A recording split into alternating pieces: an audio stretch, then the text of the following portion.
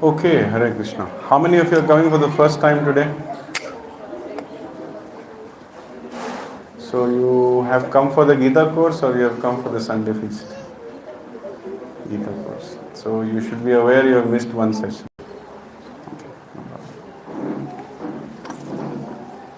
So we'll start with small kirtan, 5 minutes, and then we'll start our discussion.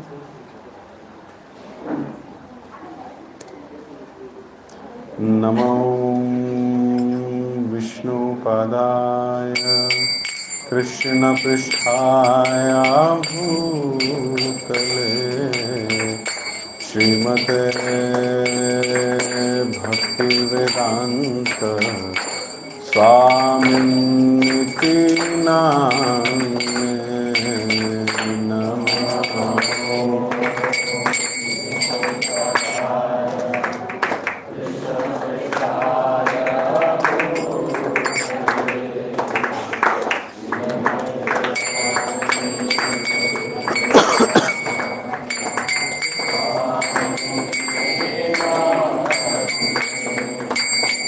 Namaste Saraswati Deve Gauravani Pracharine Nirvishesha Shunyavadi Paschatya Deshatarine Namaste Saraswati Deve Gauravani Pracharine Nirvishesha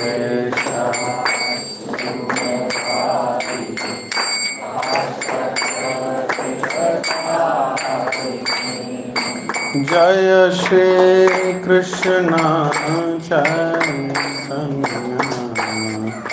Prabhu Nityananda Shri Advaita Gadadhar Srivasadi Gaura Bhakta Vrinda Jaya Shri Krishna Prabhu Nityananda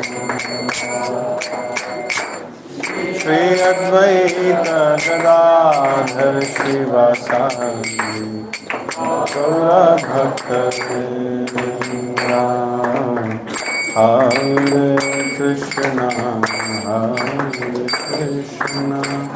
Krishna Krishna Hare Hare Hare Rama Rama Rama Hare Hare Hare Krishna Krishna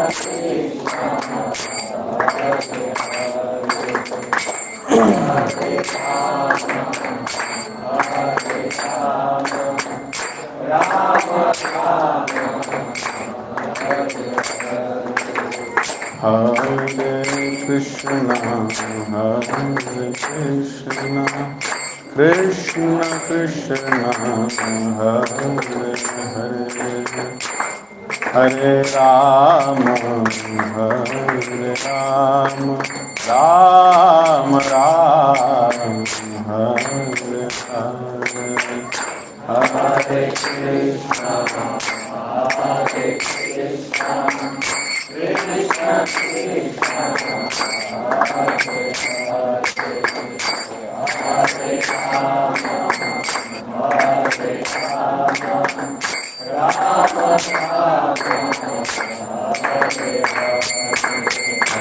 Krishna Krishna Krishna Hare Hare Hare Krishna Krishna Krishna Hare Hare Hare Ram Ram Ram Hare Hare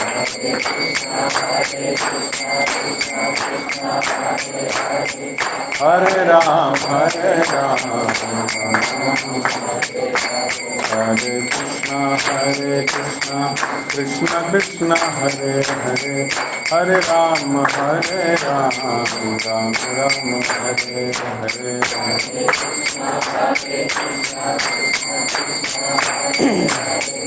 Hare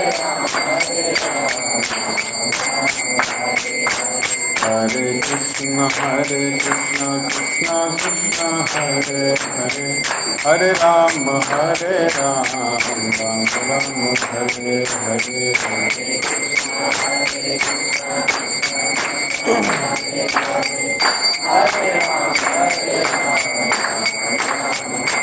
Hare Krishna, Hare Krishna, Krishna Krishna, Hare Hare, Hare Rama, Hare Rama, Rama Rama, Hare Hare, Hare Krishna, Hare Krishna, Krishna Krishna, Hare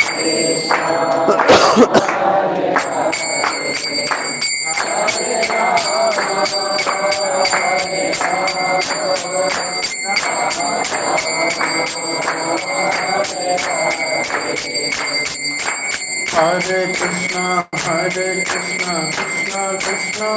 Hare Hare, Hare Rama, Rama Rama, Hare Hare.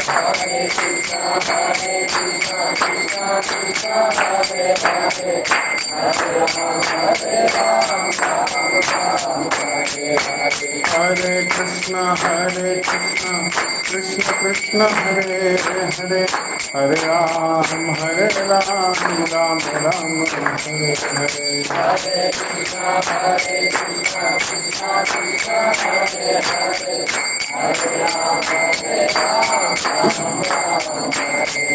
Krishna, Krishna Krishna, Hare Hare, Hare Ram, Hare Krishna, Krishna Krishna, Hare Hare, Hare Rama, Rama Rama, Hare Hare. Hare Krishna, Hare Krishna,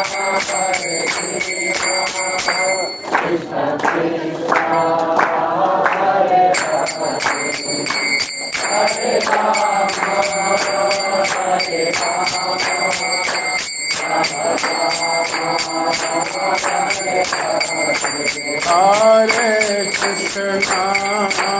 Hare Krishna, Hare Krishna, Krishna Krishna, Hare Hare, Hare Rama, Hare Rama, Rama Rama, Hare Hare, Hare Krishna, Hare Krishna, Krishna Krishna, Hare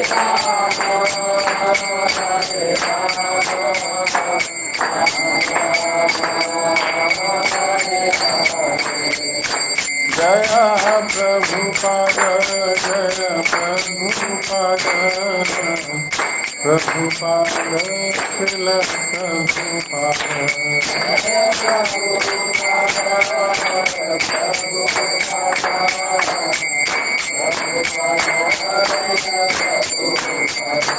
Jaya Jaya Prabhupada, Prabhupada, Prabhupada, Jaya Srila Prabhupada. Jaya Jaya Prabhupada,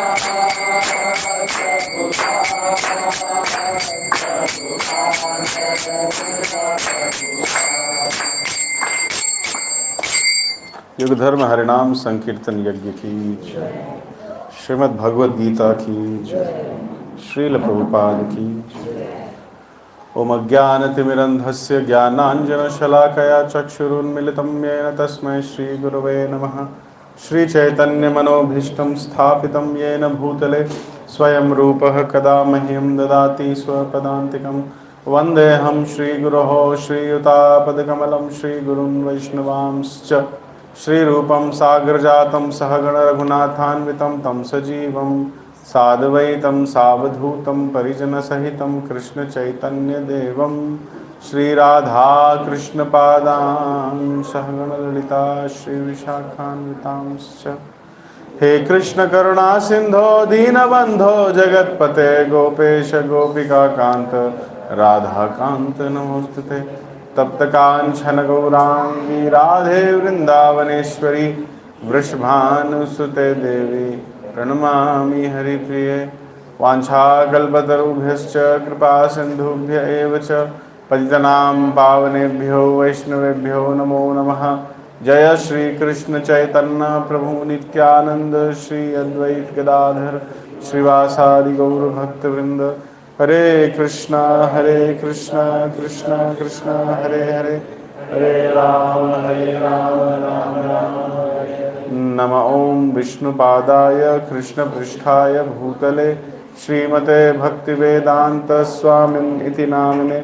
नमस्ते सारस्वते देवे गौरवाणी प्रचारिणे निर्विशेष शून्यवादी पाश्चात्य देशतारिणे। मूकं करोति वाचालं पंगुं लंघयते गिरिं यत्कृपा तमहं वन्दे श्रीगुरुं दीनतारिणं परमानंद माधवं श्रीचैतन्य ईश्वरं। हरिः ओं तत्सत्।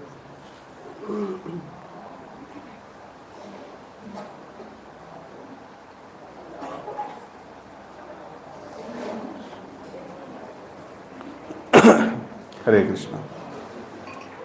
So welcome to the second session of this Gita course. I'm very happy to see some repeated faces. Just trying to scan the faces. You came, yeah, last week. How many of you attended last week? Can you raise your hands?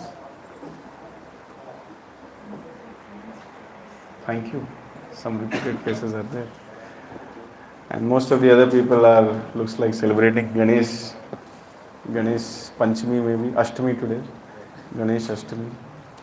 The festival was on Chaturthi, but still 4 days later celebration continues. The modaks are still not over. Huh? Okay. Is my voice audible at the back? सुन पा रहे हैं सब लोग? Anyways, so we will start today's discussion. The topic for today's discussion is, does God exist? So what do you think? Does God exist? How many of you feel God exists? Please raise your hand. Generally, whenever I ask this question, everybody raises hand, so then I feel why to discuss this whole session.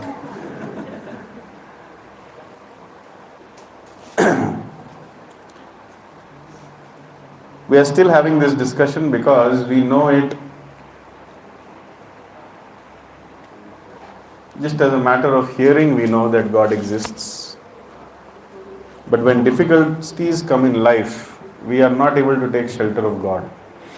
We take shelter of our money, we take shelter of our talent, we take shelter of our politics, we take shelter of resources, but we are not able to take shelter of God. So somewhere deep in the core of the heart, that complete faith is not there, or that scientific faith is not there, that Shastriya Shraddha is not there, that God exists. If we have to prove it to someone whether God exists or not, we will not be able to prove it. Somebody can challenge us. So therefore, it is very important that we develop this scriptural faith, Shastriya Shraddha. And in a scientific way, we should be able to teach to our own mind that yes, God exists, and I have to take shelter of Him. So the agenda for today's discussion is as follows. Why do people believe in God?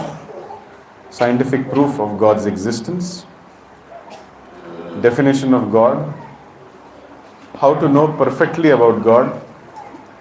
If I develop faith, or if I put my faith in the scriptures, is that blind faith? And then in the end, we will do the most important activity of the day, which is chanting, group chanting. So why do people believe in God? There are 4 reasons. D-U-S-T. Desires, unknown fears, social pressure, traditions and rituals.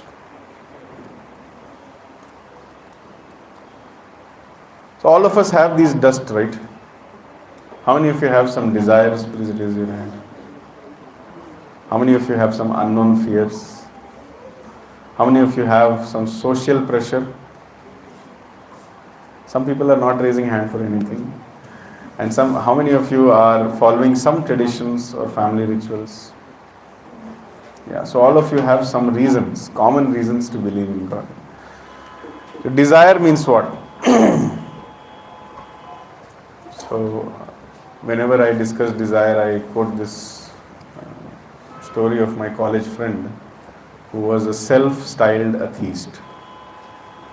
But before examinations, he used to stand like this in front of the temple and he used to put tilak and used to walk around in the college. And we all used to ask, you keep telling everybody that you are an ascetic, you are an atheist. But why you have put the tilak? Because I really need to pass in this exam. So I have a desire. So all of a sudden I have become a believer in God. Common? Have you seen such things happening? Unknown fears.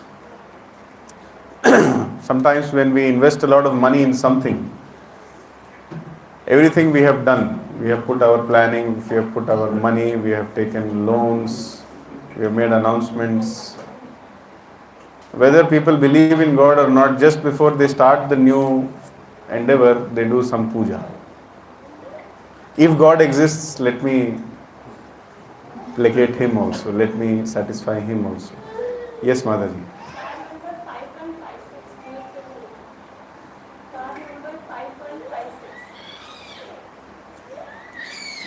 There is a car whose number is 5156. Somebody has come in that car. Whose car it is? 5156? किसी का भी नहीं है. ठीक है, जिसका भी है चुपके से उठ के जाकर के handle it. So we have some unknown fears. And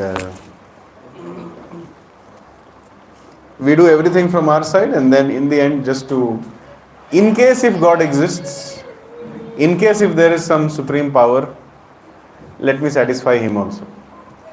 So due to unknown fears also we do few things. Sometimes due to social pressure, we tend to believe in God. Are you doing few things under social pressure? Can you name them? What are the activities which you do under social pressure? Yes, tell me. बोलिए. It may not be very glorious. कुछ शर्मनाक काम ही होता है, but something shameful also we do. I know many people who smoke under social pressure, who start drinking under social pressure, and who have nothing to do with God, but in festival time they will wear some ethnic dress and come and dance under social pressure. All of a sudden they will become devotees under social pressure. So sometimes people go to God under social pressure also. सब लोग जा रहे हैं, मुझे भी जाना चाहिए. Everybody is bringing a Ganesha in their house. Although I have no faith in anything, but I have an Instagram account, what to do? So I need to bring Ganesha and take some photos. Everybody is going and dancing in Durga Puja. I also need to go. Whole society is going. They have taken 2000 rupees donation from me also. So I have to go. So under social pressure, sometimes people try to become religious. Whatever I am saying, is it practical? Or I am making some alien observations here?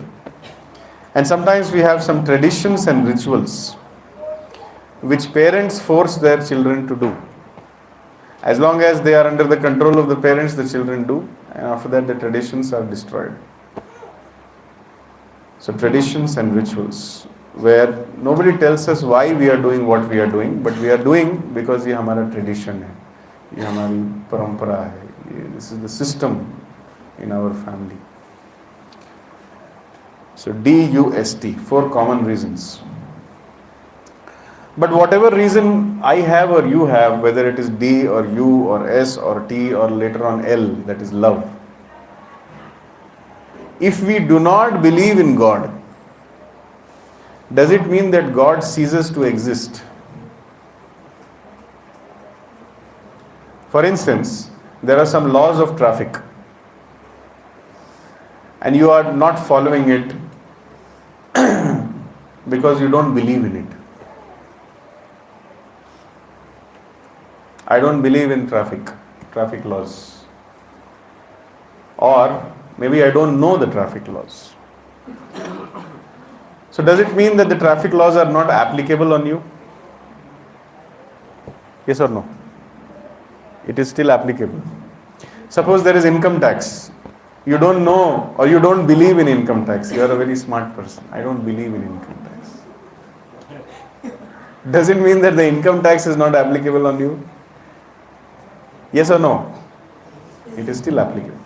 So whether you believe or whether you don't believe, whether you know or whether you don't know, there are laws applicable on you. Just like there is a traffic law, there is a law of income tax, there is a law of state, there is a law of court. Similarly, there is a law of the universe. Whether you believe in it or don't believe in it, whether you know it, whether you don't know it, it is applicable on you.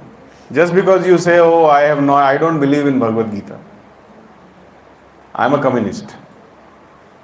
I only believe in the laws of communism. That does not mean that the laws of nature will spare you. You can't say that as soon as I was born, my parents stuffed beef or meat in my mouth from childhood. So therefore I don't feel that there is anything wrong in killing someone just for the sake of my tongue. I don't feel. Sab chalta hai. We are Kshatriyas. One day one of my students told me, I am a Kshatriya. Therefore it is important for me to kill and eat. I said, what do you do? I go to office. I said, that is the work of a Shudra. Taking salary is Shudra job. Kshatriyas don't take salary. They exact taxes. You are giving taxes. You cannot be a Kshatriya. So no, we are Kshatriyas, so we have to kill and eat. Such a lame reason. So the laws of nature are very strict. Whether you know, whether you don't know, or whether you believe in it or whether you don't believe in it, it will be applicable on you. और सबका time आएगा. मेरा भी आएगा, आपका भी आएगा. Every saint has a past, and every sinner has a future. तो time तो सबका आएगा. So therefore, we need to have some basis of our life.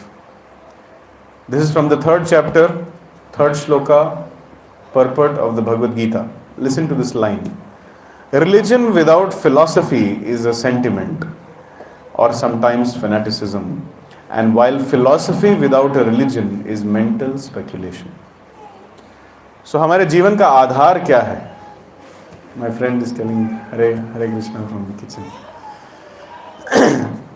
Religion without philosophy. If you have a religion but you have no philosophy. I am a Hindu, but सब चलता है. I don't go any time to the temple, चलता है. I am a Hindu. I have never read the Bhagavad Gita, चलता है. But I am a Hindu. I am a Sanatani. What is about Bhagavad Gita? I don't know, but I am a Sanatani. How? Because I put Jai Shri Ram status on my WhatsApp. I am a Sanatani. Who is Ram? That I don't know. Some prince of Ayodhya, that's all. But I am a Sanatani. I will eat whatever I want, I will drink whatever I want, I will do what I live in the way I want. I don't know ABCD of Bhagavad Gita, but my grandfather knew. But I am a Sanatani. That is now, this is what is happening. The so-called Hindutva or the Sanatan Dharma, they don't know nothing. They don't know anything about Sanatan Dharma. But they are Sanatanis. So that means they are trying to follow some discipline, so-called discipline, at least once in a year. But there is no philosophy there. So therefore it is just sentiment, and sometimes it becomes fanaticism also. And if you follow some philosophy, if you have some belief system in life, but if it is not backed by religion, then again it's mental speculation. So our life is meant to be pious. We need to lead a religious life. And that religious, pious life should be based on the philosophy coming from the Shastra. We don't care what you say, and you should not care what I tell. But we both should commonly agree on what the Shastra has to say, what the Bhagavad Gita has to say. I don't care what you think, feel or believe, and you should not care for what I think, feel or believe. But both of us should very humbly agree to the statements of Bhagavad Gita. That is called religion, that is called philosophy. The concept of I think, I feel, according to me, in my opinion, that kind of life will not save you at the time of death.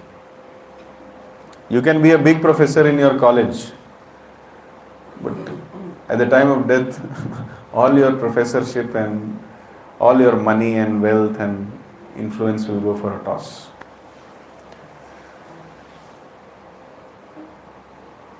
What I'm trying to explain here is that blind acceptance and blind rejection of God and scriptures both are equally foolish.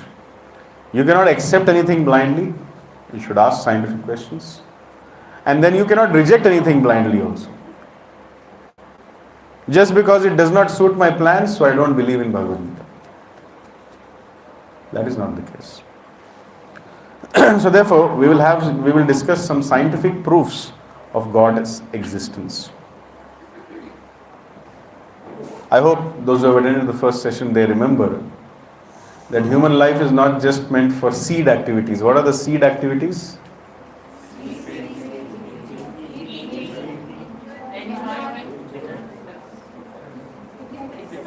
Defense. Sleeping, eating, enjoyment, defense. So only answer is coming from this side. आप लोग को भी answer करना चाहिए. So, human life is not just meant for eating, sleeping, mating and defending, but it is meant for a higher purpose. So if somebody goes on improving their eating, sleeping, mating and defending and thinking they are a very civilized person, but they are not civilized. The Shastra says that they are just polished animals. So therefore, we are having this discussion. Brahma Jigyasa. Who is God? Who am I? And what is my relationship with God? And how do I lead a God-conscious life? So therefore, for that I need to have some scientific proof of God's existence. So there are very simple, common sense scientific proofs. C-L-O-R-D. C, Lord. C stands, creation implies a creator. Laws imply a lawmaker, organization implies an organizer, and design implies a designer. This is sufficient proof that Lord exists. Creation implies a creator. Some general knowledge discussion. Who has invented the telephone? Are you sure? Any second opinion? They are telling Alexander Graham Bell. I thought Mukesh Ambani, he invented mobile phone. Kar lo duniya muthi mein. Okay, who invented the electric bulb? All answers coming from this side. This side does not like that. Thank you very much. Who invented the telescope? Let's see who answers. I did not hear the answer. Okay. Who invented the steam engine? James Bond. Huh? James Bond. So we agree that if there is any kind of creation, there has to be a creator behind it. Somebody should have made it. Do you agree? Have you ever seen in your life, like what is your age, sir? No, the one behind you. Nobody wants to know your age. Because you are our friend, we know your age. What is your age? 45. In your 45 years of existence, have you ever seen something, any creation, which did not have a creator? Always, if there is a creation, there has to be a creator. That is common sense. But we have become very advanced and very scientific. A simple bulb cannot exist on its own, but we believe that the whole universe is existing on its own. This is our scientific advancement. ज़्यादा हम लोग पढ़ लिए हैं Wikipedia and Quora and WhatsApp University. So we have become very intelligent. A small bulb cannot exist on its own, but the whole creation is existing on its own. And we give so many Big Bang theories and this theory and that theory to prove that everything exists on its own. Everything came automatically. Automatically मेरे phone का monthly recharge नहीं होता है. Unless and until you have made it postpaid and then suffering later on. But even that postpaid will not work until unless your account has money. So automatically nothing happens. There has to be the human touch. There has to be the touch of a person behind it. This reminds me of a very nice incident. Once Isaac Newton. How many of you know about Isaac Newton? He was very much influenced by the Vedic scriptures. Do you know that? So he was a firm believer in God.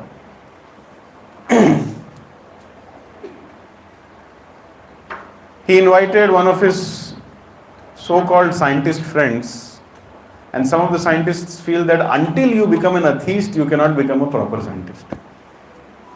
So he invited his friend and he showed him a model of the solar system.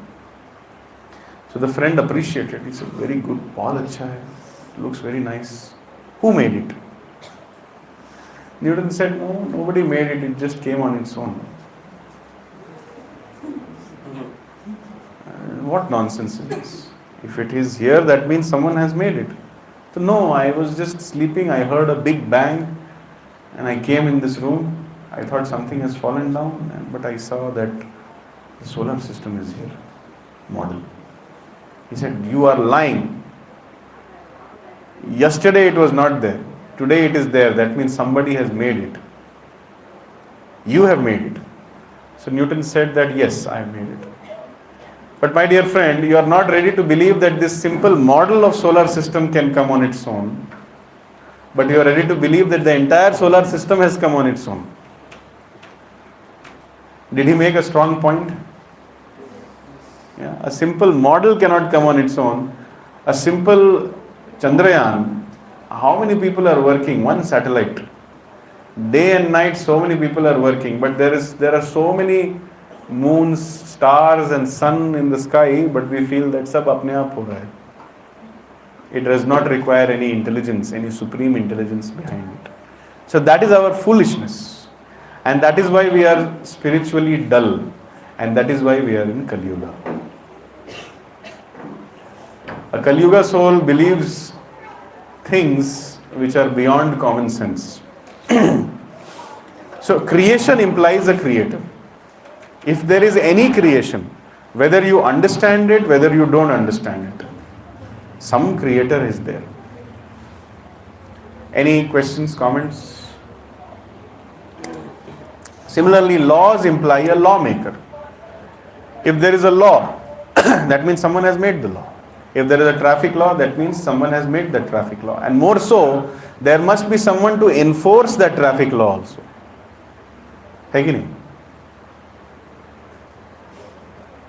So these laws, the laws of optics, the laws of thermodynamics, the laws of mechanics, the laws of various other law of gravity, etc.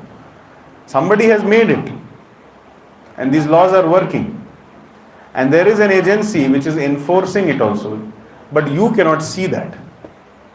So you say everything is automatic. But laws means there is a lawmaker. Similarly, if there is an organization in some aspect of the creation, that means there is someone who has organized it. Giraffe has the longest neck. Giraffe has 7 bones in its neck. And generally the neck is almost 2 to 3 feet long. And within the neck of the giraffe is the heart of the giraffe. And the heart of giraffe is 11 kgs. Who has done this organization? Whenever you sow a rose plant from in the earth, always a rose plant only comes out. And that smell is also unique. It never happens that you put a rose plant and jasmine comes out of it. Who is handling this organization? Who is doing this work behind it? That I put a jasmine, so jasmine will come out. I put a mango, so mango will come out. And I put nothing but pesticides, so pesticides will come out. So who does this organization? Sometimes we just avoid every question by saying Mother Nature. Mother Nature कर रही है. कितना काम करा, अपना माँ से भी कराया इतना काम, अब Mother Nature से भी काम करवा रहे हैं. Mother Nature is tirelessly going on working. No, behind Mother Nature also there is a hand of God. The Shastra gives this example that wherever there is a huge mound of rice, from the smell of rice, scorpions get attracted. These days it is not happening because rice is coming from Blinkit. You just blink like this and rice comes 10 minutes. So from where actually the rice comes, very few people know. Let's test. Yes, ma'am. Do you know where rice comes from? Farmlands. Have you seen farmlands? Sure, in Bangalore?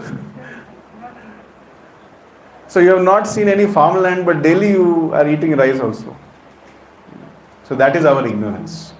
We never know many things, what it takes to produce rice. But we are consumers. So this creates something which is called as an artificial economy, where I am not working for the rice, but I am the consumer. So India earlier was an agrarian civilization, where everybody was self-sufficient. Just like everybody has sufficient mobile data in their mobile. You have sufficient data? Okay. Life is secure. So similarly, at one point of time, just 100 years ago only, everybody had two things sufficiently. Sufficient stock of grains in their house and sufficient number of cows in their house. Everybody had. Even if a tsunami comes or an earthquake comes, they will survive.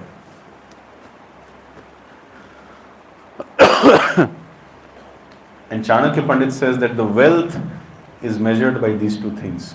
The stock of grains and the number of cows you have. That decides your wealth. And of course, this is a very scientific discussion. It will take time to understand this.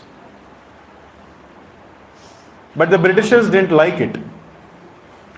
They felt that there is no beggar and there is no thief in this land of India because everybody is self-sufficient. Why to steal? Wherever you go, you get something to eat.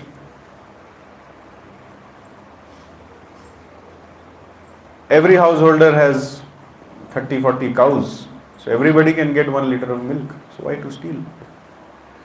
And then they believe in simple living and high thinking. They are undertaking Vedic education system and they are learning how to control their mind and senses. They learn to see every other woman as their mother.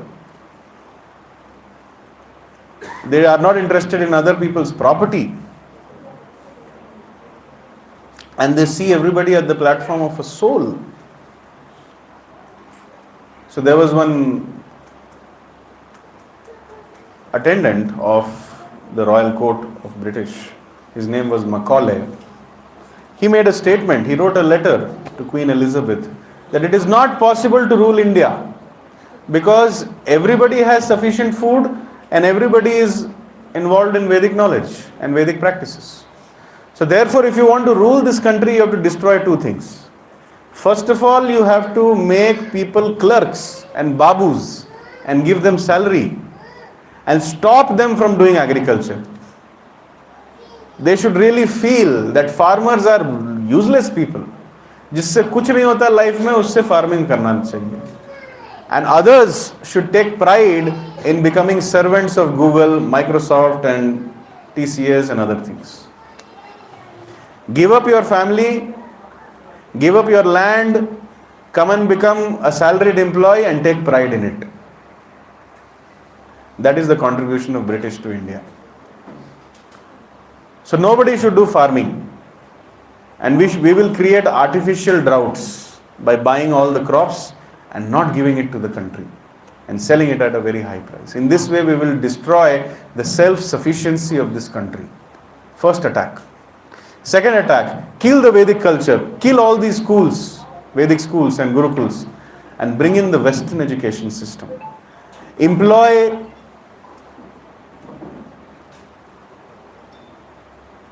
maliciously motivated translators like Max Miller and others, who will translate the Vedic literature in a disgusting way. And our babus, our clerks, in whom we are instilling this English school of thought, they should feel ashamed of Indian culture, Indian education system, agriculture, and they should become babus.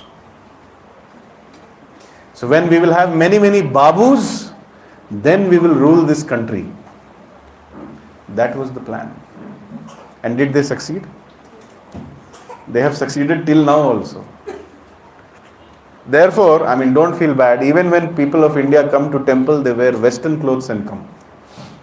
Because they feel that my educational and my qualification will be better shown if I wear a nice branded t-shirt and a torn jeans. To that degree they have influenced us. A gentleman who wears dhoti kurta will never be respected in the society. Some useless fellow who has nothing to do in life is walking. Just see, dhoti kurta. Look at me, branded. Western outfit, Western mentality. But I am Western mentality, Western outfit, but Sanatani. I don't know Bhagavad Gita. Never read it. खाली कर्म करो, फल की चिंता मत करो. But Sanatani हूँ मैं. So this is our situation. So how will we ever understand the organization behind the world? So there is an organizer who is God basically. So anyways, I came all this way because the rice topic came up. So wherever there is rice, scorpions get attracted, they come there, they lay their eggs and then they go away, and after some time hundreds and thousands of scorpions come out of the mound of rice. So when you look at it, you feel Mother Nature has given birth to these scorpions. Or maybe the mound of rice has given birth to the scorpion. But is it true? Who has given birth to the scorpions? The scorpion has given birth to the scorpion. Similarly, when we see all the trees and plants around us, we feel Mother Nature has given birth to all the trees and plants. But no, there is a hand behind it. There is a person, there is an intelligence behind it. There is a law which is working. That is God. So, if there is an organization somewhere, that means there is an organizer who is organizing it. This we have to understand. Right from the sun rising every day, we don't take it seriously. So therefore we are sleeping when the sun rises. But if you start taking the sunrise very seriously, you will understand how divine a moment it is. Sunrise. So who is handling the sunrise? There is one idiot person, I will not take his name, who says that today I have delayed the sunrise and tomorrow I will prepone the sunrise. Such an idiot person. I hope you are getting whom I am talking about. Such kind of people, they cannot control the bowel movement. But they can control the sun. So they are idiots, and they have some idiot followers also. So yeah, there is organization in the nature. There is giraffe, there is hummingbird. You know that the hummingbird can flap its wing more than 300 times or 75 times in a second. Did you know this? And every hummingbird can do this. And in that way they can fly thousands of miles. Who made this organization?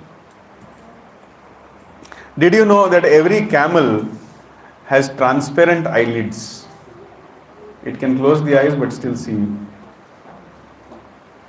Even the fish. Did you know that fish, when it sleeps, if you have an aquarium at home, you can see the fish sleeps with its eyes opened. And some human beings also sleep. I've seen they'll be sitting like this, but they are actually sleeping. Maybe some in the class right now. Yeah, she's a teacher. She must have definitely seen. So design means designer, organization means organizer, creation means creator, law means lawmaker. This is sufficient proof, if you have sufficient intelligence, to understand that yes, God exists. Otherwise, our sir has not seen anything in the last 45 years which comes on its own, which exists without a purpose. Everything has a purpose and everything has a creator. Every law has a lawmaker. Every organization has an organizer. And if there is a design, then there has to be a designer. And trust me, if you cannot understand this, that means you are very highly qualified. That's all I can say. In the Bhagavad Gita, Krishna says, Maya aparita jnana. 4 kinds of people will never approach God. One of the categories is those people whose knowledge is stolen away by illusion. Maya aparita jnana. They will be very jnanis, very highly learned, but the entire knowledge is stolen away by Maya or illusion. So therefore they will deny the existence of God. I hope none of us are in that category, or maybe, I don't know. So, the question is, if God exists, why can't we see Him? So the answer is very simple. To see God, one requires qualification.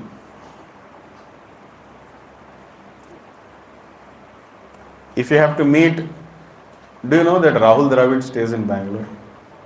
But how many of you can meet him whenever you want? Today I feel like having a cup of tea with Rahul Dravid. Can you meet him? You need qualification to meet Rahul Dravid. Now let's raise the bar. If you want to meet the Prime Minister of India, can you meet him? Can any one of you sitting here, I mean, I'm not challenging, हम लोग करके दिखाएंगे, वैसा नहीं बोल, not that. So can you meet the Prime Minister of India? He's not in India right now, by the way, correct no? He's in Japan.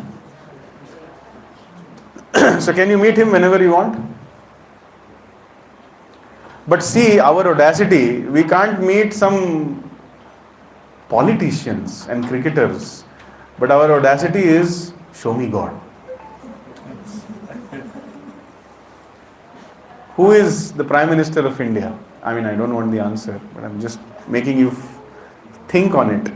Just a country whose leader. But there are many such countries in this world. And there are many such worlds in this universe. And there are many such universes in the whole creation. And we are talking about God, who is the controller of all material and spiritual worlds, and we are telling, show me God.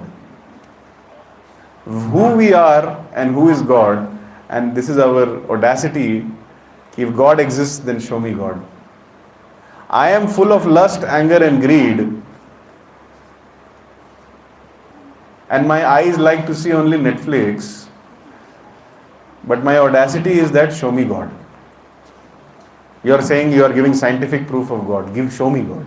First, we have to become qualified to see God. Then we can see God. Then we can hear God. Then we can smell God. Then we can taste God also. By the way, God is very easily tasted through His prasadam. Food offered to Krishna. And when you accept that food with full faith that this rice particle or this food particle has touched the lips of Krishna, and with that faith, when you accept it, that is called tasting God. So it requires intelligence. So God is there, but you cannot see Him because one requires higher vision to see Him. So therefore, in the Bhagavad Gita, Lord Krishna says as follows. You can repeat with me. Mattah parataram nanyat kinchidasti dhananjaya Mai sarvam idam protam sutre maniganaiva. He's telling, O conqueror of wealth, there is no truth superior to me. Mattah parataram na anyat. There is no truth superior to Krishna. And then he says, everything rests upon me as pearls are strung on a thread. Anybody wearing a pearl necklace today? Can you please open and give for demonstration purpose? अच्छा लगता है. I'm not sure whether we will return it. But we need that. Can someone pass it on, please? She has a child. Pearl necklace. असली pearl necklace तो नहीं ही होगा. What do you think? It is original, huh? No idea, bro. आप इधर ही रुकिए, थोड़ा वापस करना है. So this is live demonstration of Bhagavad Gita, 7th chapter, shloka number 7. Very amazing way to explain. This is किसी का pearl necklace चोरी कर लिया हम लोग. So this is a pearl necklace. What is the beauty of this pearl necklace? Alignment. But what is ensuring that alignment? But can you see the thread? So that means thread doesn't exist. Correct, no? Supporting each other. Who is supporting that? I mean, the pearls are supporting each other. Of course they are supporting, but what is the basis of that support? But you can't see it. So therefore thread doesn't exist. Why? Because you can imply. You can't see it, but you can guess that there is a thread. Why? Because there is sufficient reason. So similarly, God's design, God's laws, God's creation, and God's organization is so beautiful that it appears automatic and you can't even see the hand of God. But if you develop a little bit of transcendental intelligence, you can guess, you can imply, and you can conclude that God is there. Does it make sense? If you remove this thread, then what will happen? The support and the beauty and the alignment, what will happen? Everything will be destroyed. So similarly, Krishna is saying, Mai sarvam idam protam. Everything rests upon me as pearls are strung on a thread. Although we can't see, but we should understand. Okay? Should we return this or hundi mein dal dein? Thank you for wearing a pearl necklace today. It helped us to explain Bhagavad Gita.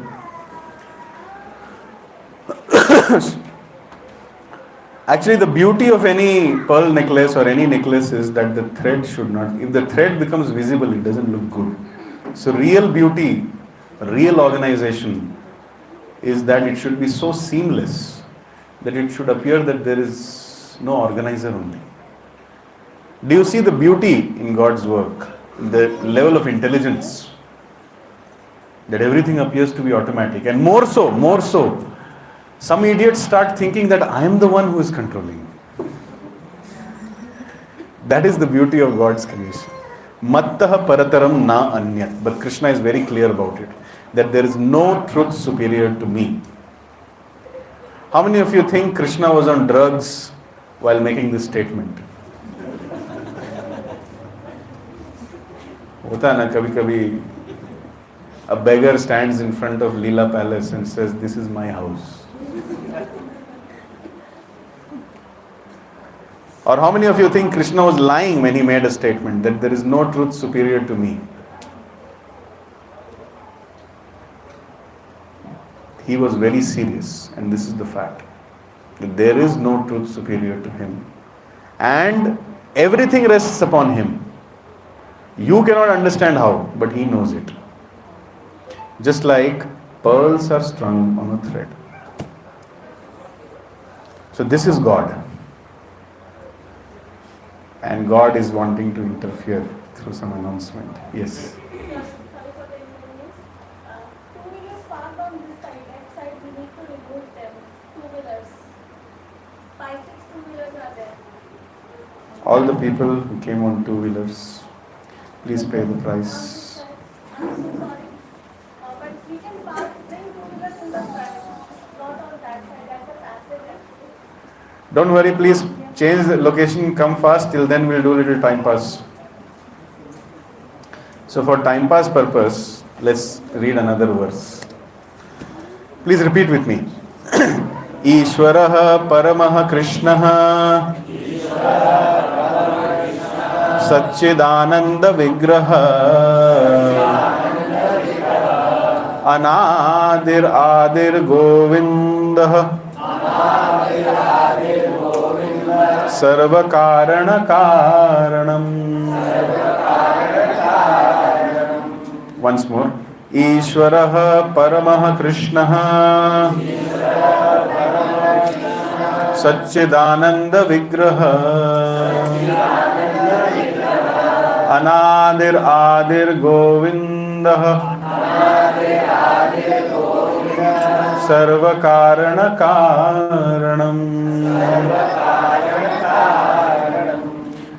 So this verse is the first verse of the 5th chapter of the Brahma Samhita. It was written or conceived by Lord Brahma in the beginning of the creation. And even in the beginning of the creation, Lord Brahma is telling, Ishwarah Paramah Krishna. The word Ishvara means controller. But amidst all the controllers, there is one supreme controller, Paramaha. Who is that? Krishna. Krishna, who is known as Govinda, is the supreme Godhead. He has a form. What is his form? Satchidanand. His form is full of bliss, full of knowledge, completely spiritual and eternal. Do we have this kind of a form, Satchidanand form? No. Our form is not eternal. It does not have all knowledge, and it has very little bliss. And most of the times that bliss is self-created bliss.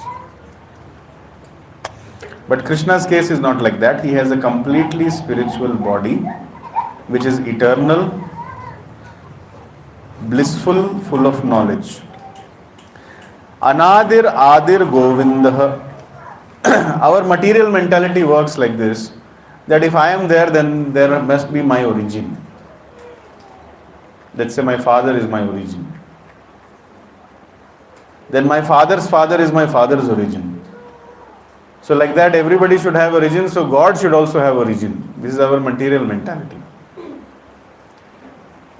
But Lord Brahma is clearly saying, Anadir Adir Govindah. He is the origin of all. He has no other origin. So this is the prima facie definition of God.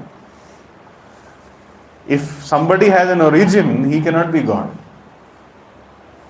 So God means he should be the origin of everything and everyone. Then that person is God. So he has no other origin, and he is the prime cause of all causes. Sarva Karana Karanam. So this is a very, very nice definition of God. Ishvaraha Paramaha Krishna Satchidananda Vigraha Anadir Adir Govindah Sarva Karana Karanam.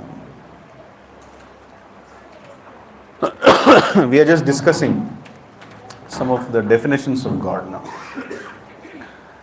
So therefore, even if we do not see God, we can conclude that He exists, and we should try to serve Him. And we should understand, at least conceptually, on scriptural basis, that if God is there, God has unlimited names in various tongues, in various languages, they call Him by various names. But one of the principal names of God is Krishna, because the word Krishna means all attractive. The primary meaning of the word Krishna means all attractive. So God is indeed all attractive. God does not attract, for example, a male will attract a female will attract a male. But can a male attract a female cockroach? Human male? Is it possible? Or can a female attract a male crocodile? शायद attract भी कर ले, crocodile को भूख लगा हो, we don't know. But definitely we can all attract mosquitoes. But God can attract everything and everyone. Even the honeybee finds him attractive, even the flowers find him attractive, even the mountains found him attractive, even the rivers find him attractive, even the snakes find him attractive, even the cows find him attractive. Everybody finds him attractive. That is God, Krishna. And he has a completely spiritual form. What happened?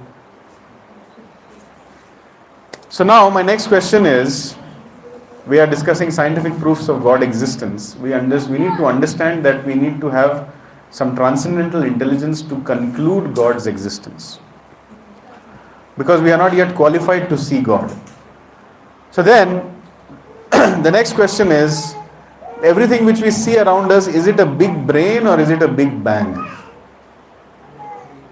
And trust me, you require some intelligence to understand this. Science means experiment, observation and conclusion. That is called science. But please see the scientific definition of Big Bang theory. According to the Big Bang theory, everything began from a point of infinite temperature, infinite density, infinitesimal size, a point that is physically unrealizable, mathematically indescribable, and beyond all conceptions of space and time. This is Big Bang theory. What is it? I don't know. Infinite. What is the size? I don't know. Infinitesimally small. Okay, how to understand? I cannot understand also. It is physically unrealizable. At least make an equation and explain. It is mathematically indescribable also. So how to understand? It is beyond all your imagination also. So then what to do? Just listen and follow. Literally it is like that only. And that's a theory. Which anybody cannot understand, it's a theory. Big Bang theory. And I believe in it. I really believe that man came from monkeys. Sir, I'm not targeting you, but in your 45 years of age, did you meet anybody whose father or grandfather or great-grandfather was a monkey by chance? कभी नहीं मिले किसी से. But we believe that we come from monkeys. So therefore, I want to, in these Bhagavad Gita sessions, please forgive me for being brutally honest. I want to wash the brains of people. थोड़ा brain wash करना चाहते हैं क्योंकि brain में बहुत गोबर है. So we need to wash the brains with Bhagavad Gita. Man doesn't come from monkeys. Please understand this point. Since the beginning of creation, there have been existing 84 lakh species of life. There is no such thing as evolution of species. There is only evolution of the soul, passing through various species. And all the species have been existing since time immemorial. And the number is 84 lakh, 8.4 million. We don't know, because not all the species are available on Earth. They are available in the different 14 planetary systems of the universe. And even those which are available on Earth, we don't know fully. But the big brain, which is behind everything, knows everything. So therefore, it should be, this is from Britannica Encyclopedia, it should be emphasized that no theory of origin of the solar system has as yet won general acceptance. All involve highly improbable assumptions. So that is the basics of our Big Bang theory. There is another theory which we are very proud of, Darwin's theory. We all have studied and we all believe it also. 4 years ago, I was coming down from the stairs. It was raining, it was slippery, so I fell down. And I hit my the end tip of my backbone. It's very painful. Even after 5 years, when I sit somewhere, I feel the pain. So when I went to the doctor said, see, man has come from monkeys, no. So the last part of the tip of the vertebral column is basically the tail, which is of no use. So we should cut and remove it. I said, I don't want. I want it. If it is a tail, I want it there. If God has put it, there must be a reason behind it. You are a very qualified doctor. Maybe you don't know the reason you want to cut it off. So I denied that surgery. But he was fully convinced. See, he was like, see, this is the monkey and this is the tail of the monkey. And man has come from monkeys. And he was a very senior doctor speaking like this. Man has come from monkeys. How many of you have actually read Darwin's theory?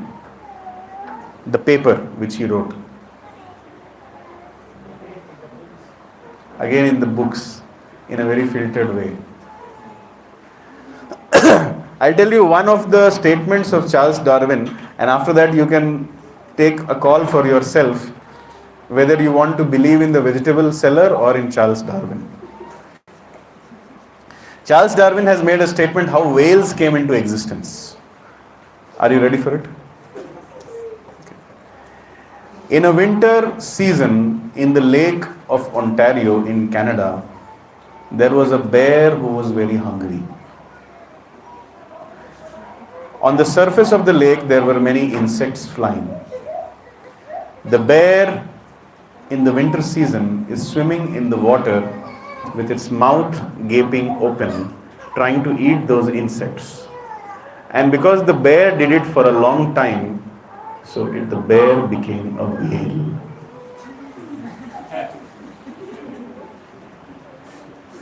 Did you hear what I said? You can Google it. That man has written this.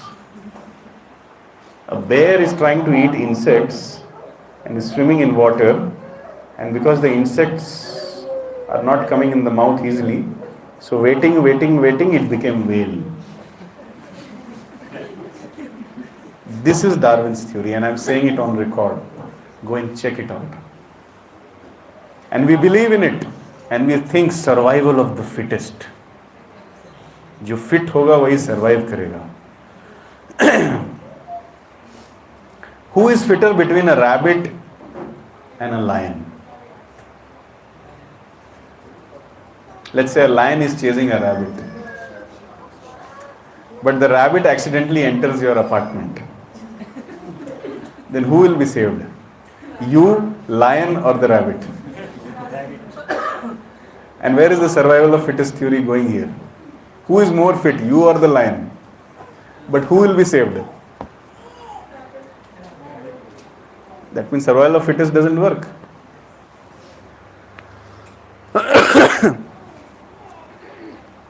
Don't have blind faith. My dear, highly educated failures of the Indian education system. Don't have blind faith in WhatsApp and Wikipedia and the so-called books which you have studied. Investigate things properly. Similarly, don't have blind faith in the Bhagavad Gita also. No, sir, I will believe what Wikipedia says, but Bhagavad Gita, I have a problem. I can't believe in Bhagavad Gita. Everything has come from the Vedic literature. I don't believe it. Pythagoras only invented Pythagoras theory. And the father of calculus is someone else. It cannot take birth in India. How is it possible? So this is our mentality. This is the Babu mentality. We are Babus, no?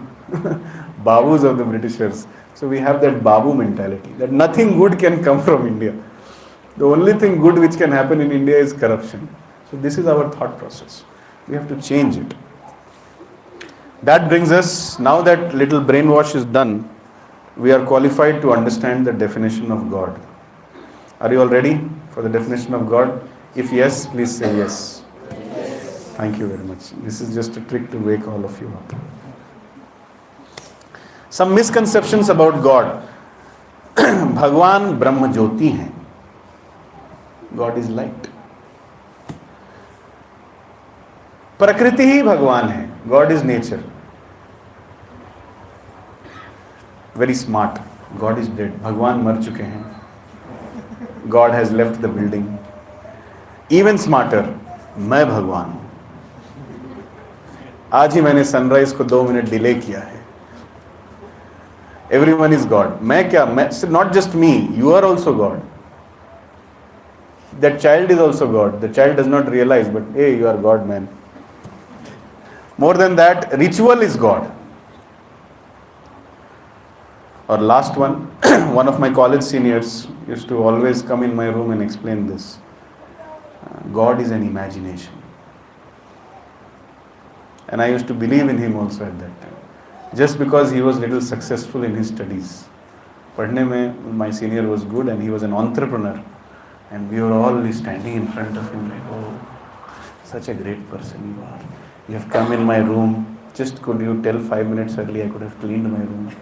That kind of respect we used to give. And he used to come and explain, God is imagination. Man has imagined God. And we all used to, because we were very highly educated, no? So we used to believe in him. So, these are all misconceptions, but there is nothing wrong in having misconception. Misconception should be clarified. If any one of you wants to have a 1-minute discussion on any one of these 6 points, please tell. We will have a quick 1-minute discussion. Which point do you want to discuss?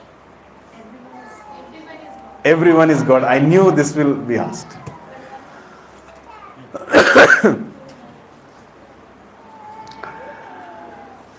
Why do we feel that everyone is God? So we are part of the Supreme Soul, no? That we are not the whole. No? So how did we become God? We are part of God, we agree. We are part and parcel of God, we agree. But how can you say that you are God? Or I am God?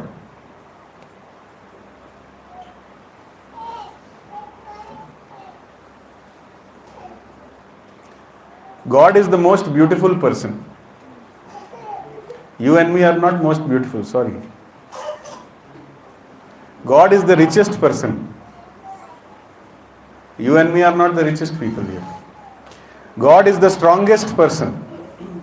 Even you don't have so much strength that you can lift a Govardhan Parvat at the age of 7, counteracting the law of gravity with your tiny finger. God is the most intelligent person. None of us have that kind of intelligence here. How do we like we are growing old, we are falling sick, we are dying, we are spiritually dull, struggling with lust, anger and greed. In which way do you think we are God? Yes. Probably it can be like God is in everyone. Not everyone is God. God is in everyone. Yeah, we agree to that. But God is in the fish also, in the chicken also, in the goat also, in you also, in me also, in the everywhere He is. If God is in everyone, then you should understand. God consciousness begins from your dinner table. मैं सनातनी हूँ हाँ, but मैं dinner table पर हिरण्यकशिपु बन जाता हूँ. Today I went to a barber shop to get my head shaved. So the barber was telling, sir, 1 month से नहीं खाया हूँ. I don't know why they tell to me only all this. I have gone for a head shave, yaar. Sir, 1 month से नहीं खाया हूँ, sir. And he was like feeling proud about it. Sir, आपको मालूम है, when I was in Kolar, every day, morning, afternoon, night, I used to eat. And he's looking at me and I'm looking at him, and he's shaving my head. I was trying to understand what's the point of this conversation. But he was trying to say, sir, अब attachment नहीं, अब खाने का मन नहीं करता है, sir. All that he's telling me. I was thinking maybe he'll reduce the little bit, thoda paisa chhod dega mujhe. He likes me maybe. But he took full amount.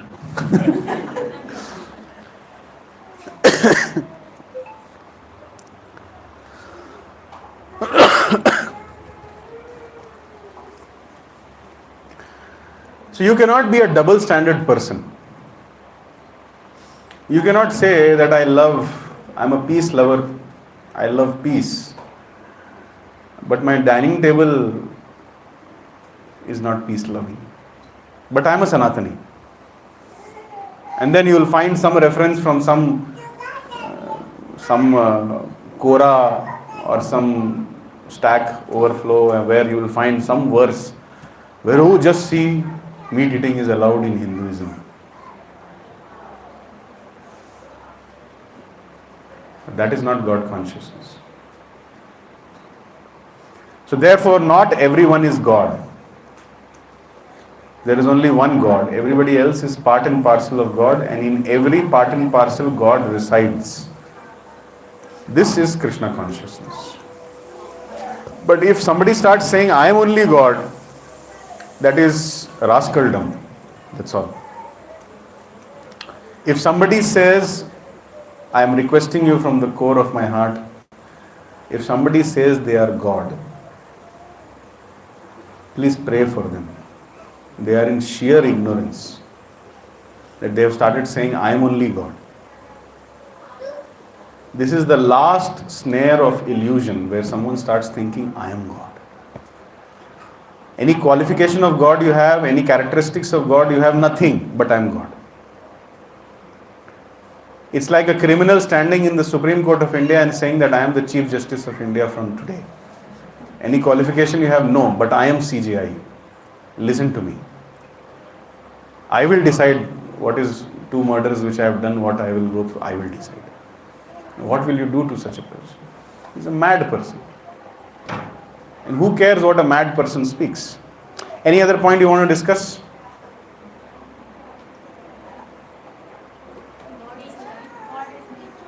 God is nature. In the Bhagavad Gita only, Lord Krishna says, Maya dhakshena prakritihi suyate sa characharam hetunanena kaunteya jagad viparivartate.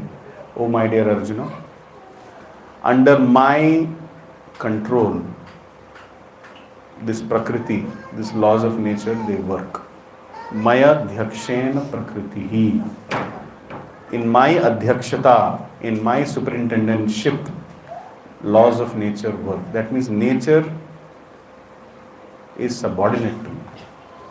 So God is not nature. God is superior to nature. Nature is the Shakti and God is Shaktiman.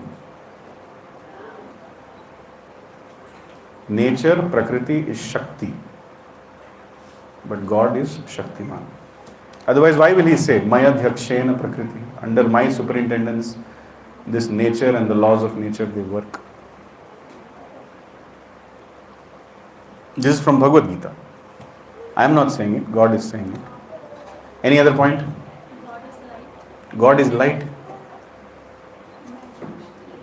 God is imagination. Now you people are trying to pull my leg also. God is light. Why do you think God is light? He cannot be heavy. Why do you think he is light only?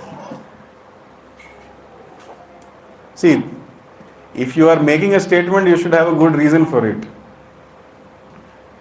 If you are an atheist, make sure you have a good reason for being an atheist. Otherwise, our acharyas will give so many reasons, you will feel ashamed of being an atheist. Similarly, if you are making a statement that I am God or everyone is God, make sure you have a good reason for it. You can't say, I don't have any reason, but I just feel like that. So similarly, if you are saying God is light, give me a reason why you say that.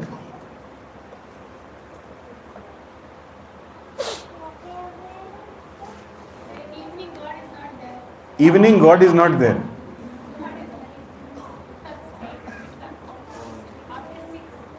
After 6, God is not there. God is light. Hey Bhagwan. See, basically when we say God is light, the intention is to say that God has no form. He is just some jyoti or some diffused existence, some gaseous existence. Sometimes we feel God also. Correct? No, but Lord Brahma, who is the secondary creator of this universe, he says God is Satchidananda Vigraha. He has a form. He is not formless. Vigraha. Vigraha means form. But that form is not a material form. भगवान को हम निराकार क्यों बोलते हैं? क्योंकि हमारा आकार है. This is our आकार. It is made of earth, water, fire, air, ether, mind, intelligence and false ego. It's a material akar. But God's form is not material, it is completely spiritual. I mean, my hand is not spiritual, but I'm just giving an example. So he has no material akar, he is nirakar. But he has a form, Satchidananda Vigraha. He has no material akar, but has a spiritual akar. So therefore he is not just light, he is the source of all light. It is, were you not in the class 5 minutes ago?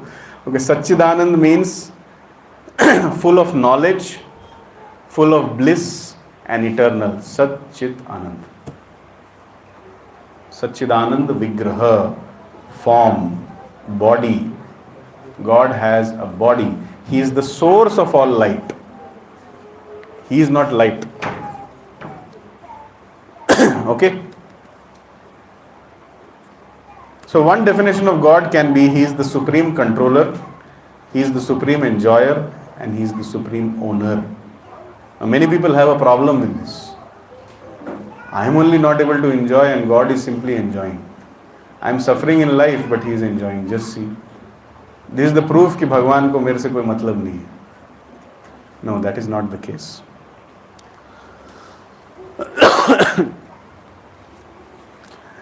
Real enjoyment comes when you try to cooperate in the bliss of God. Our enjoyment is propelled by stinking desires which are motivated by lust, anger and greed and illusion and enviousness and attachments. But God's existence is completely pure and His enjoyment is uncontaminated bliss. And when we cooperate in the enjoyment of God, we enjoy more than God. Point to be noted. The servants of God, the devotees of God, they enjoy more than God. That is called spiritual life. So He is the supreme enjoyer, and anybody who serves Him also becomes a transcendental enjoyer. However, in all circumstances, God remains the supreme owner and the supreme controller. Evidence how I am saying this: Bhagavad Gita chapter 5, shloka number 29. Please repeat with me. Bhoktaram yajya tapasam sarvaloka maheshwaram suhridam sarvabhutanam Gyatva mam shantim richati. So from this verse only we derived this definition: supreme controller, supreme enjoyer, supreme owner. A person in full consciousness of me, knowing me to be the ultimate beneficiary of all sacrifices and austerities. That is number 1. Supreme Lord of all planets and demigods. Number 2. And benefactor and well-wisher of all living entities. Number 3. Attains peace from the pangs of material miseries. Any person who realizes these 3 points, that whatever efforts and endeavors and sacrifices I make in life, the result belongs to God. Anybody has a problem with this? कि मेहनत हम कर रहे हैं, why everything belongs to God? This is the law. Many of you are working, and when you go to your offices, The office provides you salary, it gives you a place to sit and work, it gives you a machine, it gives you licenses, it gives you the air conditioner, it gives you so many other things. So whatever work you do in office, whatever intellectual property which you create, it belongs to whom? Your organization. That time why you don't feel bad? But when I make a statement, or when Krishna makes a statement that everything which you do, I am the beneficiary. Why? Because the earth, the water, the fire, the air, the ether, the mind, intelligence and the false ego, they are my energies, not yours. And you as a spirit soul are also my part and parcel, that madam confirmed. So when everything belongs to me, then whatever you do also belongs to me only. No? Why you have a problem with that? No, but I want to be the enjoyer. So that is theft and dacoity. So one needs to understand that all my sacrifices and tapasya and austerity, the ultimate beneficiary is God. Next, He is the highest owner also. Everything which I see around me, God is the owner. So therefore everything should be used in God's service and not in my service. And lastly, that person who is the owner of everything, who is the enjoyer of everything, is my best well-wishing friend. And not just mine, but my enemies also. And everybody whom I see around, God is everybody's best well-wishing friend. So therefore I have to treat everybody with a lot of respect. Anybody who understands these 3 points will attain eternal peace in life. This is called peace formula. Does it make sense? How many of you think Krishna was on drugs when he made this statement? थोड़ा पागल हो गए भगवान, बहुत air pollution था कुरुक्षेत्र में उस time. He sneezed and by mistake one verse he told. नहीं. Yes. You see, if you have a disagreement with this verse, talk to Krishna. No, Yeah. I think whatever good things we are doing, it is all, going to Krishna.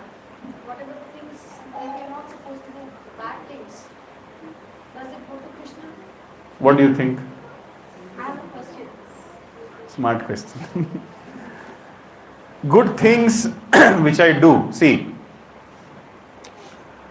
whatever you do, you have to face the consequences of it, whether it is good or bad. Karmanyeva vadhikaraste ma phaleshu kadachana.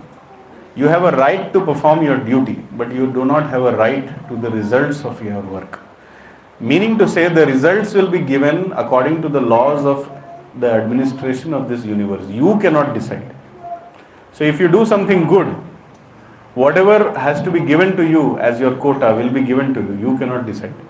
Similarly, when you do something bad, whatever has to be given to you, whatever treatment has to be given to you, it will be given. You cannot decide. In that way, we have to understand. But in the context of bhakti, one should understand that I am very proud of this house which I have made, but actually it's not my house, it belongs to God.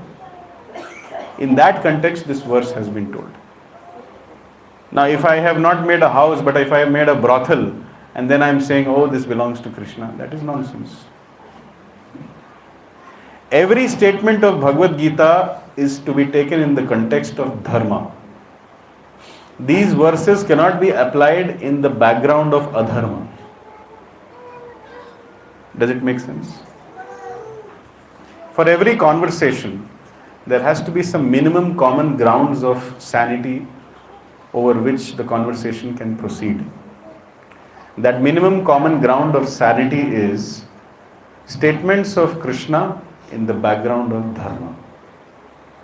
This consciousness is called Krishna consciousness. Does it make sense?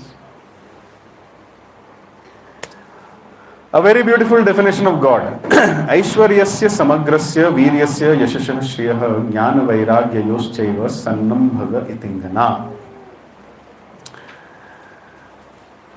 This definition is given by Parashar Muni and it is mentioned in Vishnu Puran. Anybody who is Bhagwan should have these 6 qualities minimum. So much so that nobody should be equal to that and nobody should be exceeding to that. What are those 6 qualities? The most strong, the most famous, the most rich, the most knowledged, the most beautiful, and the most renounced. Anybody who calls themselves Bhagwan should have these 6 bhaga, 6 opulences. Only those who have these 6 bhaga or 6 opulences is called Bhagwan. Most beautiful, most strong, most famous, most rich, most knowledged, and most renounced. So which name comes to your mind when this definition is told to you? Yes.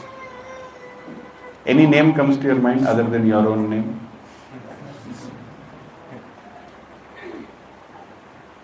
Yes. Krishna. So Krishna is God. Anybody else you put to this criteria, they may have little more or not more, they may have some of these qualities, but not in complete perfection of these 6 opulences. And if you have these opulences, then you should show it also. You should display it also. Huh?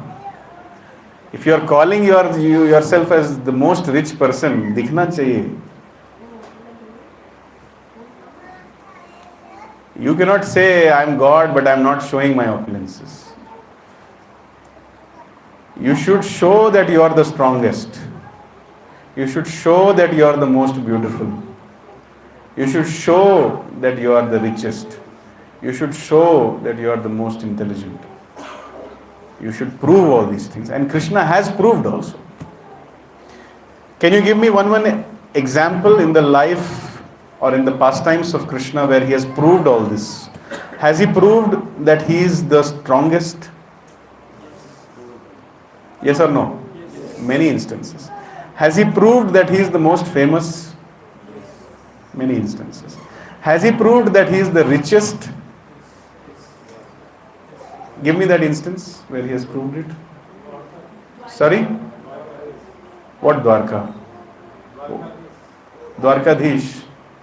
Yes. So what is there in Dwarkadhish? Yes. So Sudama was ready to give the complete authority in return for his small rights. Everyone owes that authority completely. Yes, thank you. Very nice. But very interestingly, 16,108 palaces for 16,108 wives. And he is staying in 16,108 palaces simultaneously with every wife. That is called wealth. How many of you can own a palace in Bangalore present day? One palace.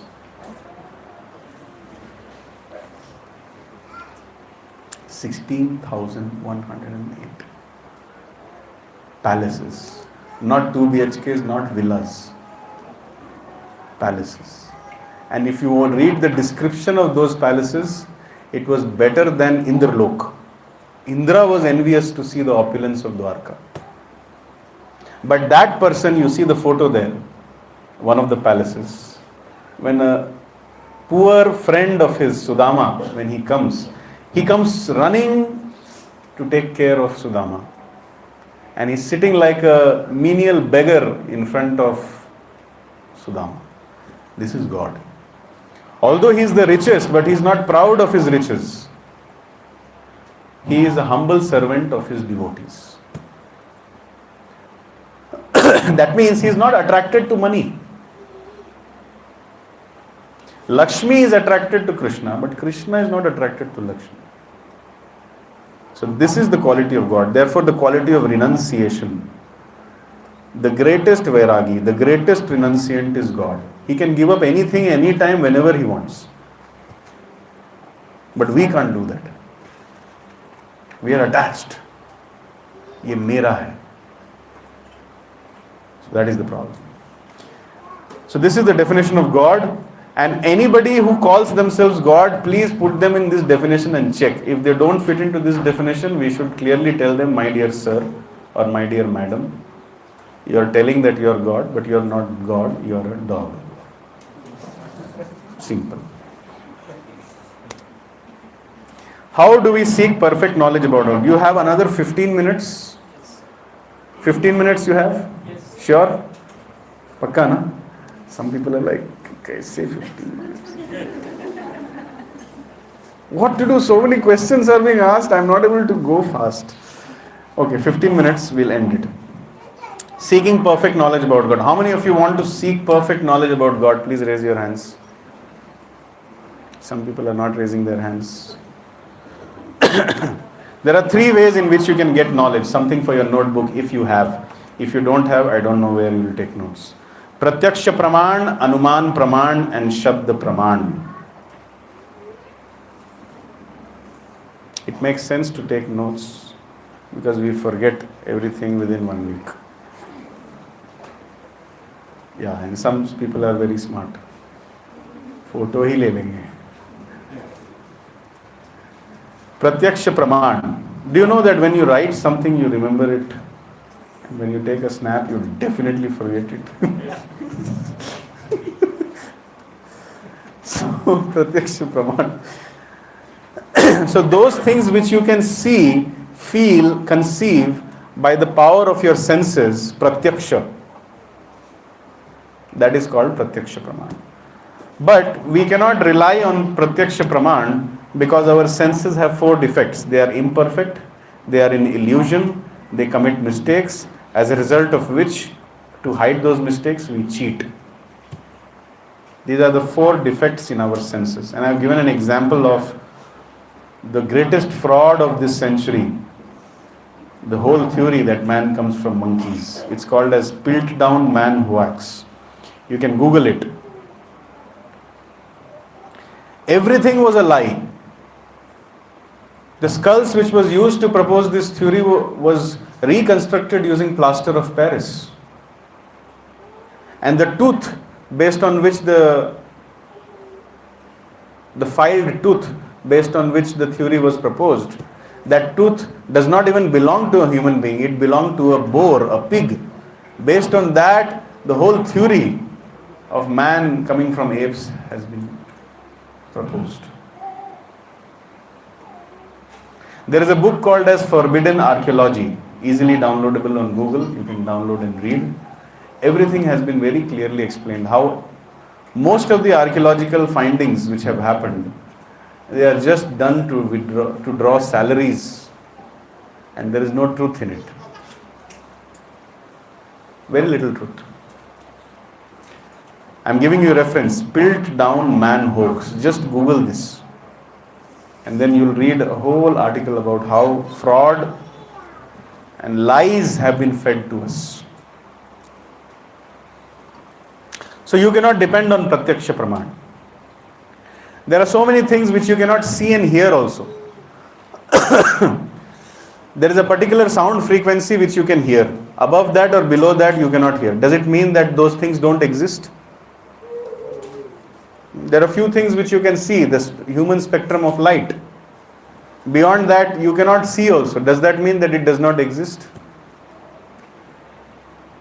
So Pratyaksha Praman is not the best way to attain knowledge about the Supreme Absolute Truth. Do you agree? And the apparatuses also which you make, it is based on these flawed senses. So they will not tell you the Supreme Truth. Next is Anuman Praman, guesswork. How many of you have studied this small elephant story with 6 blind men in your childhood? Yeah.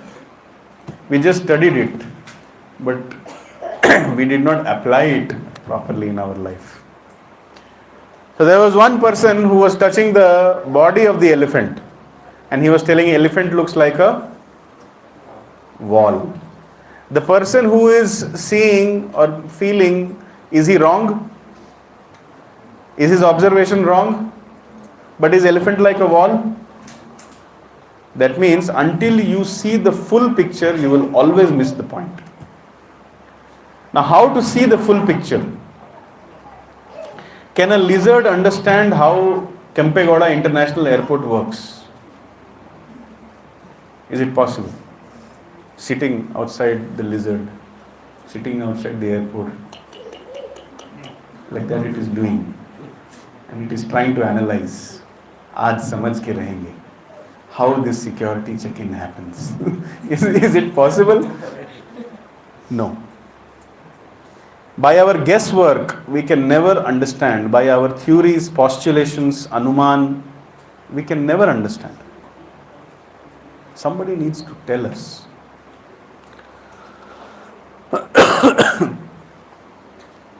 So therefore, the most safe way of understanding the supreme absolute truth is Shabda Pramana. I am not perfect, you are not perfect, but God is perfect. And the knowledge which we get from God is perfect. And if we practice this knowledge, then we slowly grow in perfection. I repeat, we are not perfect, but the knowledge which we get from God is perfect. And if we practice it, then we also one day become perfect. That is the Shabda Pramana way of getting knowledge. One of the best examples is, if a child wants to know who is the father, the easiest and the sure shot and the safest way to know is to ask the mother, who is my father? That's all. So get knowledge from the right source. And we are not saying that make your mother the source or make your headmaster the source. No, make God as the source. Take knowledge from God. Take knowledge from Krishna. That is perfection. That is beyond sensory perception, and that is beyond guesswork and theories and postulations. That is the supreme absolute truth. Krishna says in the Bhagavad Gita, "Na tad bhashayate suryo, na shashanko na pavakah, yad gatva na nivartante, tad dhama paramam mamaha." He describes another world, which he calls it as his dham, tad dhama paramam, that supreme abode of mine, spiritual world. How he describes it? Na tad bhashayate suryo, na shashanko na pavakah, na yad gatva na nivartante. My dear Arjuna, in my supreme abode there is no need of sun, there is no need of moon, there is no need of fire, and there is no need of electricity. It is completely beyond our imagination. And Krishna says that anybody who goes there never returns. Even given a choice, they will not come back. Yad gatva na nivartante, tad dhama parama. So therefore we should agree that there are two levels of existence. One is the material world and one is the spiritual world. In material world we are going through birth, disease, old age and death, and we are struggling and struggling and struggling. But in spiritual world there is no birth, no disease, no old age, no death. One eternally lives with Krishna, with a Satchidananda Sharir like Krishna, becoming an associate of Krishna. This is the evidence. Now, using your senses and using your guesswork, you can never come to this conclusion. Only God has to tell you. This is called Shastra Pramana, Shabda Pramana. And then Krishna is telling that I shall declare unto you in full this knowledge, both phenomenal and numinous. This being known, nothing further shall remain for you to know. Only a person who has all knowledge can speak like this. He is telling, if you read the Bhagavad Gita, there is nothing more to be known. You know everything after that. So therefore we inspire all of you to read the Bhagavad Gita. But the last question or the last section of today's discussion will come is that why are you forcing us to believe in Bhagavad Gita? That is also blind faith. Although we have proved in today's discussion that it is not blind faith. Believing in Darwin's theory and Big Bang theory is rather blind faith, because it cannot be proven as per common sense also. But the scriptures is not blind faith, because the scripture follows this MAP model. It acts like a manual. When you apply, you see the advancement in your life. It has so many axiomatic truths which cannot be denied, and it is full of predictions which has stood the test of time.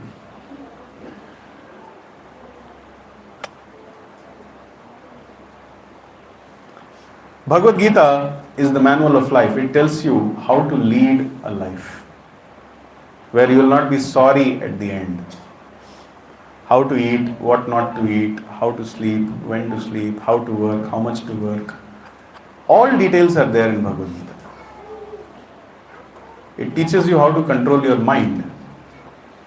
And mind control is an emergency. And there is no proof needed here.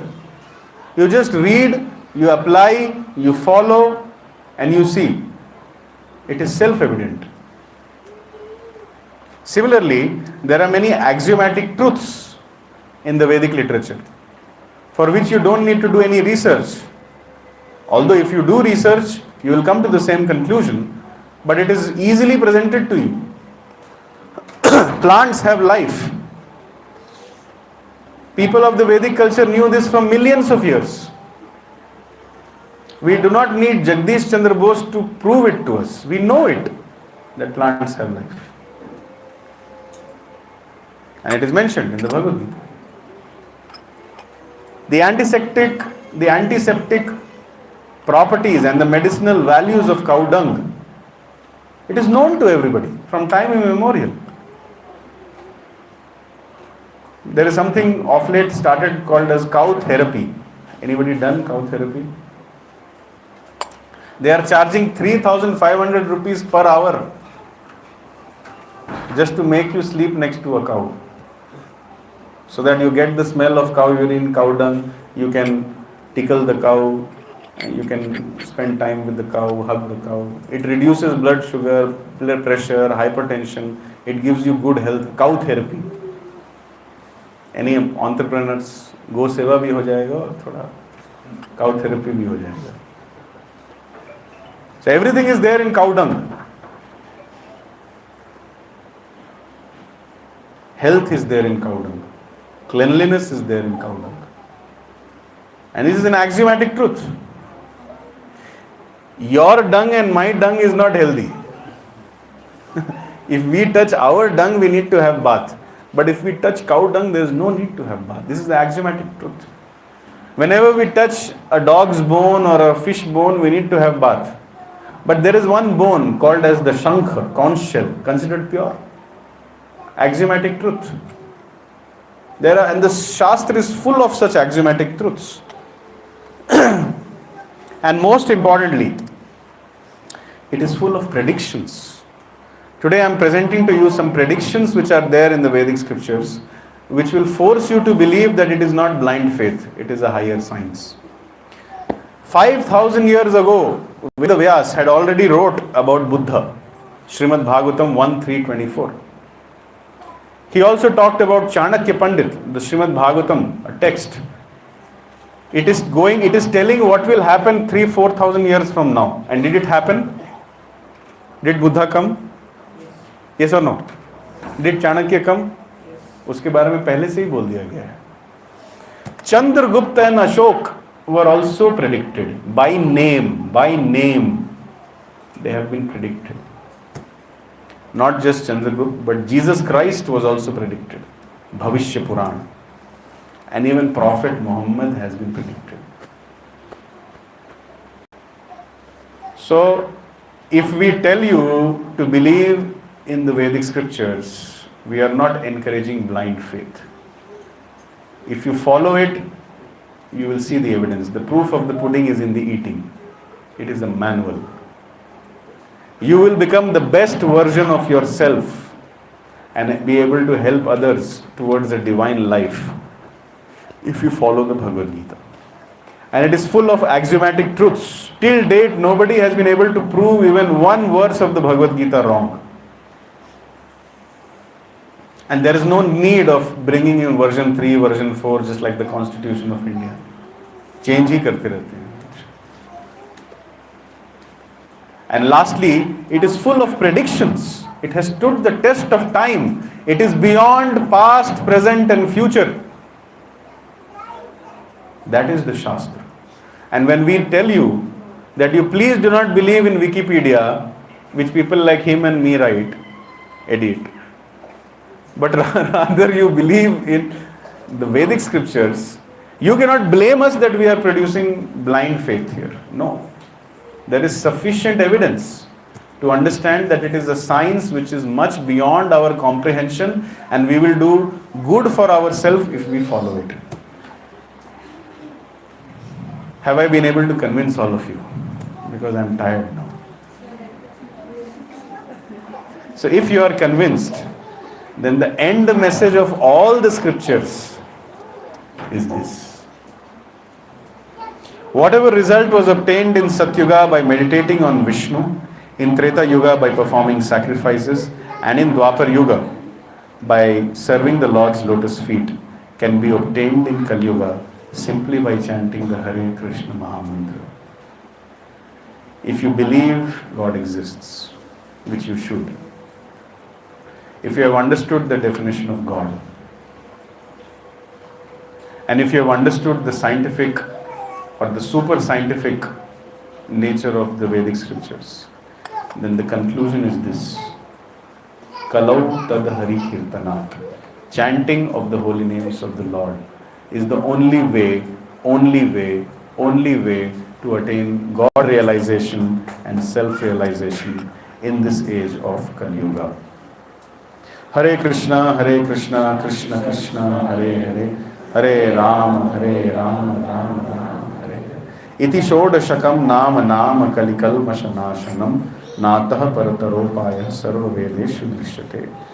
Hare Krishna, Krishna Krishna, Hare Hare, Hare Ram, Ram Ram, Hare Hare. These 16 names composed of 32 syllables are the only means to counteract the evil effects of Kali Yuga. The evil effects of Kali Yuga are 4: meat eating, gambling, illicit sex life and intoxication. Wherever you see these 4 activities happening, Kali Yuga is there. However, if you want to overpower and overcome these 4 activities, you have to chant Hare Krishna. In all the Vedas, it is seen that to cross the ocean of nescience, there is no alternative to chanting of the holy name. So this is the essence. If you somehow start chanting 1 round of Hare Krishna Mahamantra every day, you are the most intelligent person. Intelligent by not chanting it, then even God cannot help you.